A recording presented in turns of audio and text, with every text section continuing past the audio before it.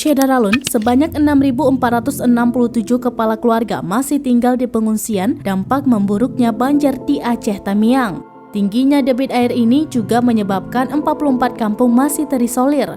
Banjir yang melanda Aceh Tamiang sudah memasuki hari keempat dari situasi cenderung semakin memburuk pada Jumat 4 November 2022. Luapan air sungai bukan hanya merendam ribuan rumah, tapi juga membuat jalan lintas Medan Banda Aceh terputus. Pemkab Aceh Tamiang telah mendirikan 190 posko pengungsian untuk menampung korban, termasuk gor yang telah dijadikan tempat menampung korban banjir. Dampak banjir ini juga menyebabkan arus lalu lintas Medan Banda Aceh lumpuh sejak Kamis 3 November 2022 dini hari.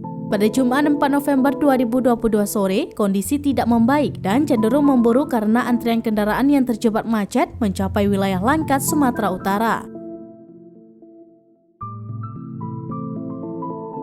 Laporan dari berbagai sumber, debit air sungai di wilayah hulu mengalami peningkatan dan ini akan berpengaruh pada kondisi jalan lintas Medan Banda Aceh.